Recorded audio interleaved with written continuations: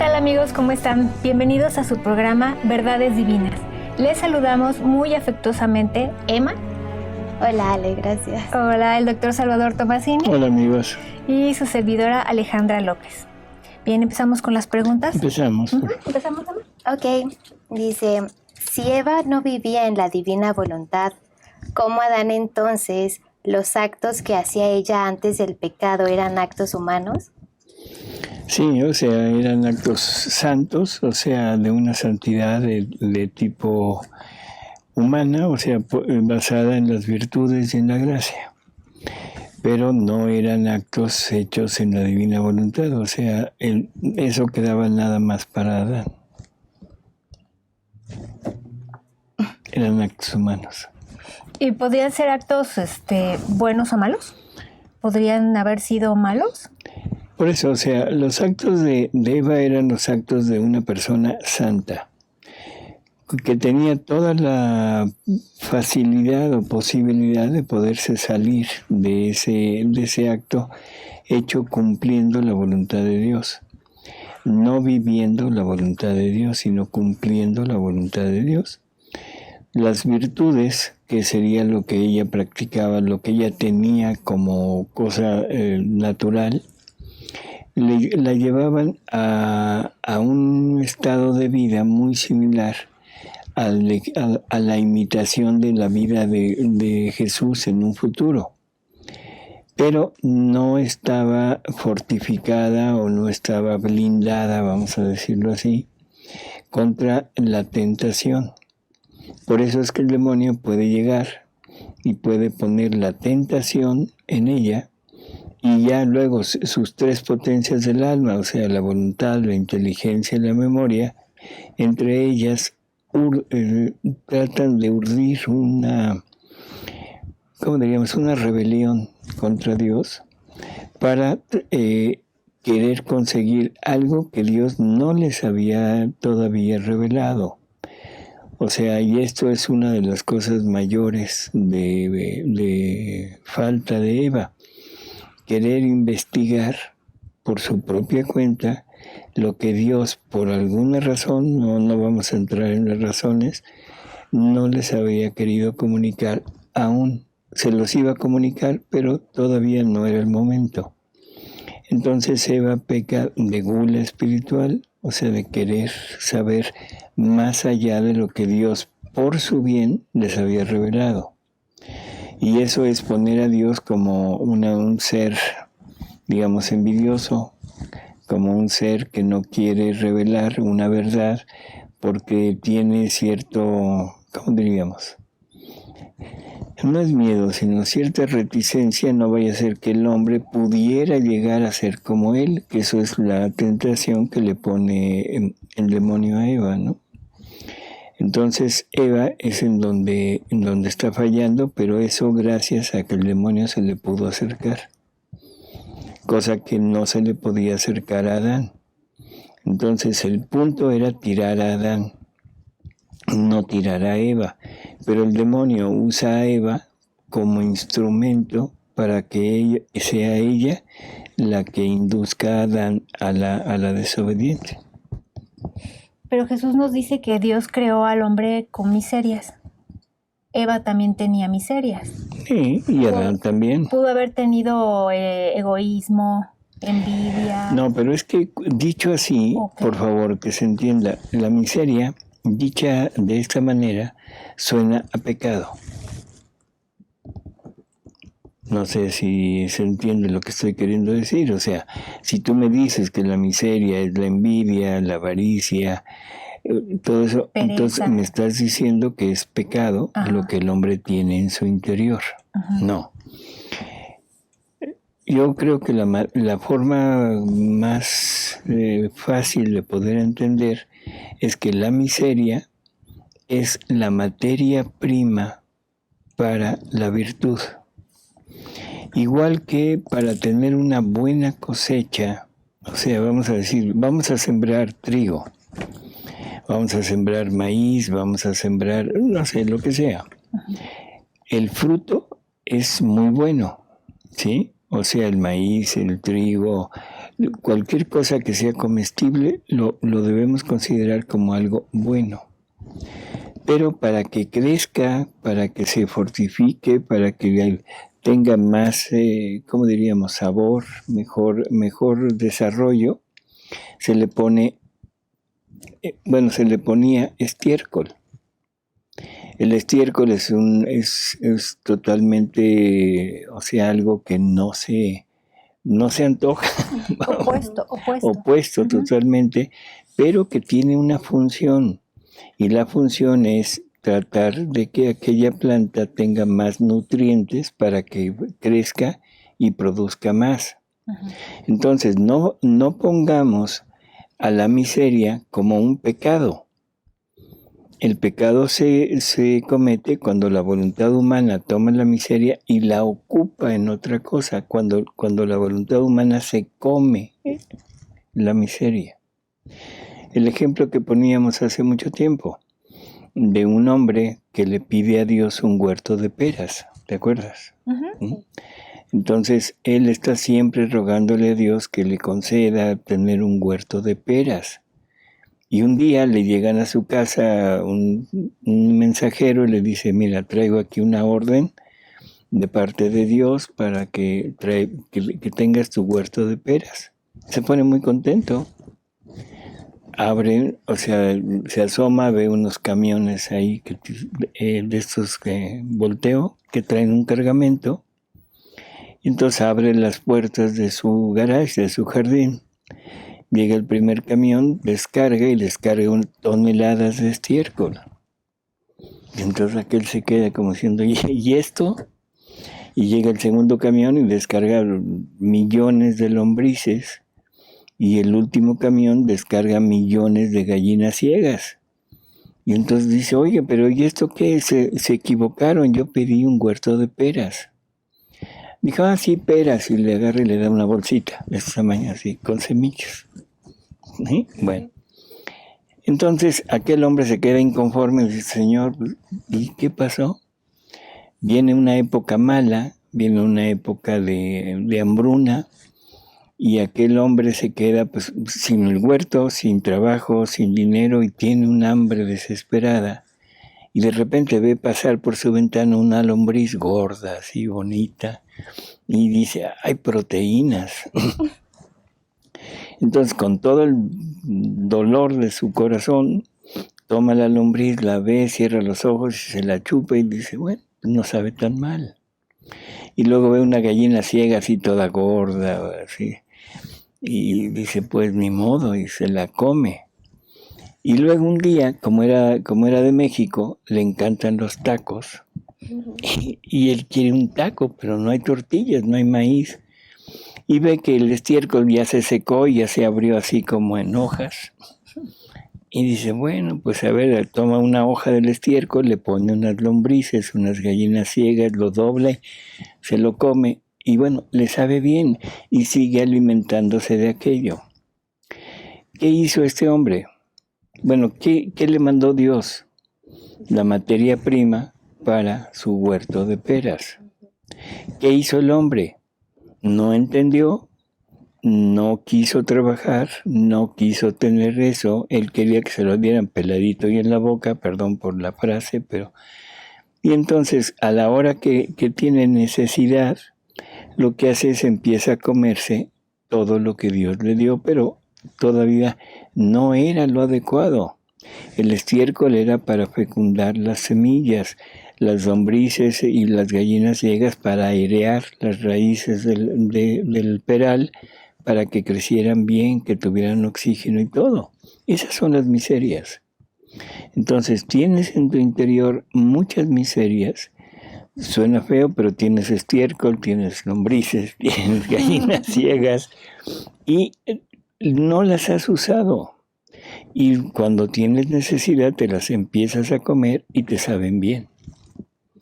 ¿Cuándo viene la necesidad? Cuando el alma tiene necesidad de encontrar un satisfactor. Y ese satisfactor debería de ser Dios, debería de ser la parte espiritual.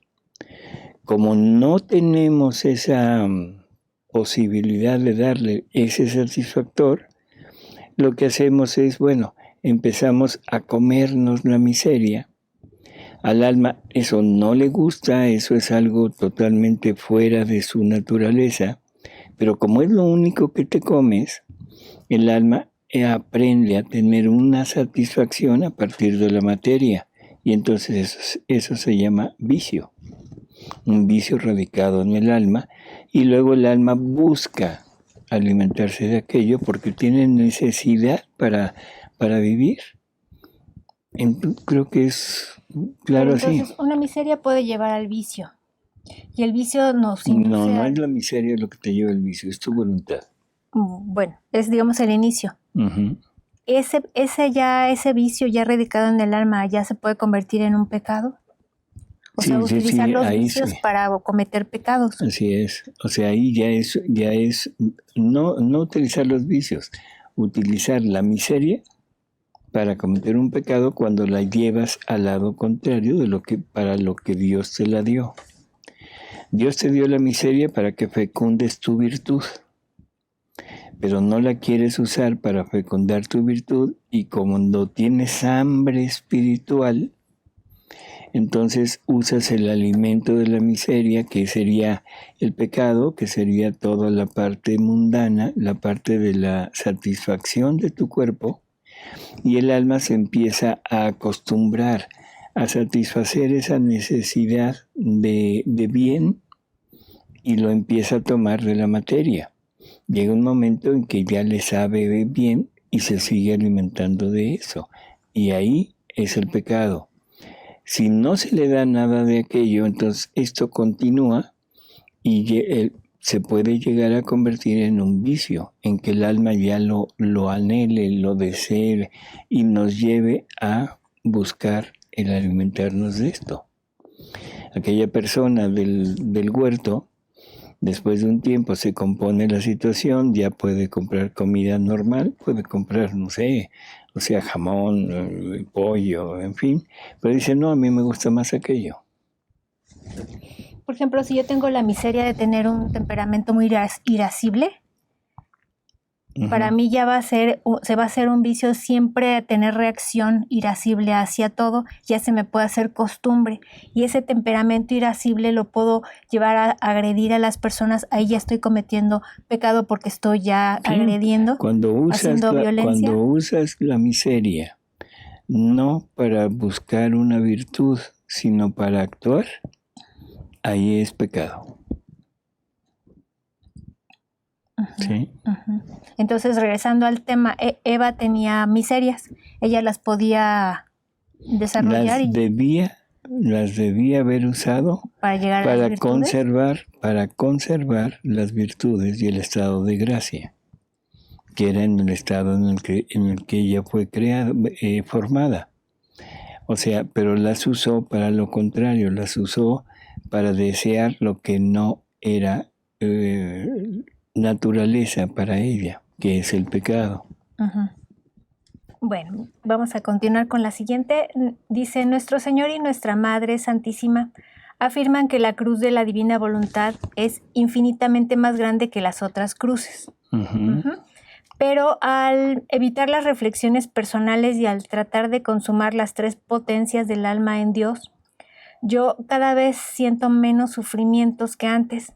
Y lo único que se me ocurre es que la cruz, aunque sea infinitamente más productiva, no necesariamente es siempre muy dolorosa, sino que, como Jesús también dice, su divina voluntad se vuelve como un opio para el alma. Y las penas ya no se sienten o se perciben o se sufren como antes cuando vivíamos en voluntad humana. ¿Así es? ¿Está bien? Sí, así es. O sea, el hecho de que diga que es la cruz más grande no implica el sentir dolor. Implica el dejar crucificada, el dejar sin movimiento alguno a la voluntad humana. O sea, y no necesariamente a la voluntad humana, sino a los actos hechos por la voluntad humana, pero con todos los atributos del hombre, de la naturaleza del ser humano, sino que utiliza para moverse todos los atributos y todo lo que la voluntad divina contiene. Hay una lectura en donde queda muy claro porque nos dice que el trabajo de la voluntad divina es dotar a la voluntad humana con todo lo que ella contiene. Y el trabajo de la voluntad humana es recibir todo lo que la voluntad divina le quiere dar. Y ahora se forma esa unión entre una y otra, pero la que actúa en el ser humano, la que lleva a cabo el movimiento, la que decide el movimiento es la voluntad humana. Y eso le pasó a Luisa, ¿no? Ya quería ella seguir sufriendo, porque ya era para su vida. Pero espérame, eso es otra cosa. O sea, ahorita sobre la pregunta es cuando en un momento dado la criatura ya se entregó totalmente, entonces el sufrimiento ya no se siente, pero sigue existiendo porque la voluntad humana no actúa con lo suyo, sino con lo de la divina voluntad. Por lo tanto, lo que se está formando es una vida, pero vida divina, pero la vida humana sigue crucificada. Entonces ya no se siente el dolor, ya no se siente, pero continúa la crucifixión continua. El dolor en el cuerpo sí se siente, el sufrimiento ya no. Sí, nada más que aquí no podemos hablar de dolor en el cuerpo porque estaríamos pensando en una crucifixión cruenta. Y la crucifixión en la divina voluntad no es una crucifixión del cuerpo, sino del alma. ¿Sí? Okay. ¿El querer de Dios es el mismo para toda la criatura al tratar el alma con Jesús o diferente por cada criatura?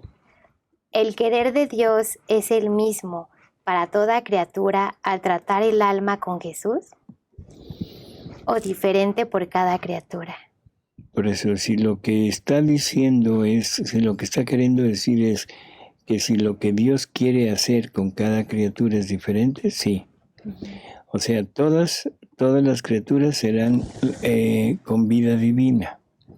¿Por qué? Porque será la divina voluntad actuando a través de ellas. Pero cada una tendrá sus características muy particulares para ir formando esa diversidad, esa diferencia entre las cosas creadas, entre los seres creados, y es en donde se verá la armonía, donde se verá la belleza, donde se verá todo esa gran diversidad de lo divino vivido en vida divina. Luisa le pregunta algo similar a Jesús y Jesús le dice, no, te equivocas, no todos serán iguales, todos serán vida divina, todos serán divinos, todos serán perfectos, pero diferentes todos. Dice uno más bello que el otro. Y pone de ejemplo la creación. Dice, ¿qué sería de la creación si todo fuera mar? Si todo fuera cielo, sería demasiado aburrida, demasiado fea. No habría esa belleza, esa utilidad. Dice, sin embargo, en la diversidad de la creación está la belleza, está la utilidad. Todo es obra mía, pero diferentes. O sea, el reino va a estar igual para todos, pero se va a manifestar de manera diferente por cada criatura. Sí, el reino es para todos. La vida divina, o sea, ¿cómo diríamos? El estatus de las personas será vida divina, ya no será vida humana, unas con una virtud, otras con otra, sino todas son vida divina. Pero cada una tendrá una acción diferente, una forma de ser diferente, que mostrará diferentes aspectos de la divinidad. Sí, porque tiene que ver por la personalidad, por el oficio que hacemos, y se le vamos a dar la misma gloria a Dios, pero cada quien con lo nuestro. Sí, y lo que Dios quiere vivir en cada uno de nosotros. O sea, porque de acuerdo a nuestro medio, a la forma en que vivimos, el medio en el que nos desarrollamos, pero sobre todo a esas aptitudes que Dios nos dotó desde nuestra creación. O sea, los atributos divinos son infinitos, como infinitas son cada criatura, que somos diferentes. ¿Cuántos millones de criaturas somos? Uh-huh. Entonces Dios es diferente. Dios es diferente y va a vivir una vida divina, pero con un matiz, con un perfil diferente en cada uno de nosotros. Y entre todos podremos semejar al ser divino. ¿Sí? Viendo en cada uno una actitud, una forma, una manera de ser, pero diferente. Qué bonito, ¿no? Uh-huh. Sí, claro. Okay. Dios ha creado las miserias. ¿Qué relación tiene con el pecado original? Ninguna. O sea, una relación directa con el pecado original no tiene nada. Dios creó a la naturaleza humana con sus miserias. Listo. El pecado original lleva al hombre a quererse comer el estiércol, las lombrices y las gallinas ciegas, que es la materia prima para lo que el hombre debería de haber usado todo lo que Dios le da, ¿no? Entonces el pecado original es simplemente donde aparece la concupiscencia. Y la concupiscencia es la tendencia a actuar mal con lo que tenemos. ¿Sí? Uh-huh. Y aquí hay otra pregunta muy, muy parecida. ¿La gracia de Dios es la fuerza o ayuda para vencer las miserias o un vicio y convertirla en virtud? Por eso la gracia de Dios es, y las virtudes, o sea, la forma de actuar de la persona, es lo que va a decidir. La gracia de Dios ayuda al crecimiento y a la fuerza que tengan las virtudes. Uh-huh. Y la virtud es ese acto humano oponiéndose a otro acto humano. O sea, oponiéndose al acto pecaminoso, al acto de usar la miseria para algo que no fue dado. Uh-huh. Ok, pues terminamos las preguntas de esta vez. Uh-huh. Bueno, ahora fueron realmente pocas, pero creo que son interesantes, ¿no? Sobre todo esto de la creación de las miserias y que quede muy claro, la miseria no es pecado. O sea, Jesús le dice a Luisa, porque Luisa se queja y dice qué fea es la naturaleza humana. Y entonces Jesús le dice, no es fea, todo lo que yo creo es bello, es hermoso y tiene una utilidad. Si tú la ves fea, pero es que yo la creé de modo engañoso. Por eso te decía al principio, cuando hablamos de esto, que decir que las miserias son envidia, lujuria y todo, dicho así, suena a pecado. Uh-huh. Pero si lo aclaras y dices, es la materia prima para que el hombre pueda desarrollar una virtud, ya no suena que Dios te puso el pecado. Por eso es que choca tanto cuando dice que Dios creó las miserias. A todo mundo se le erizan los cabellos porque piensan que Dios creó el pecado en el hombre. Y no.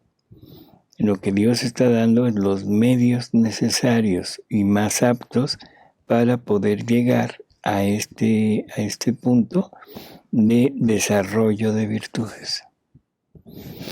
Entonces son preguntas, yo repito, son preguntas importantes y sobre todo hay que irlo teniendo un concepto muy, muy claro de lo que está diciendo para no equivocarnos y no meter esa idea de que Dios creó algo malo en nosotros o que decir, no, Dios no pudo haber creado eso.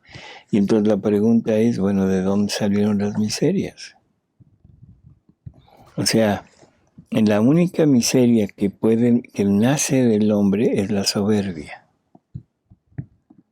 O sea, y eso desde Luzbel, Jesús dice que el ser más agraciado que había en el cielo, pero que nació un mito de soberbia en su interior, que él no quiso sofocar.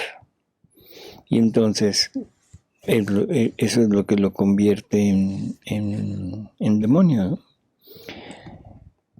O sea, entendamos que todos tenemos una prueba.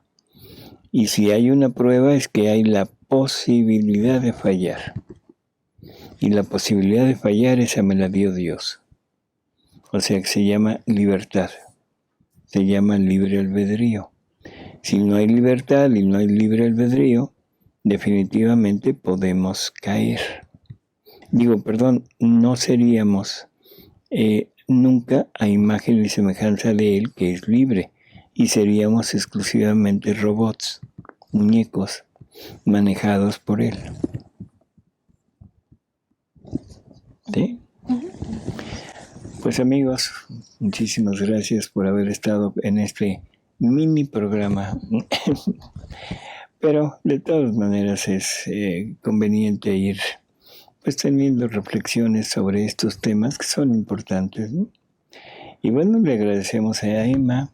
Gracias, doctor. A Alejandra. Gracias, doctor. A Paris. Gracias, Paris. Y nos vemos aquí en el próximo programa.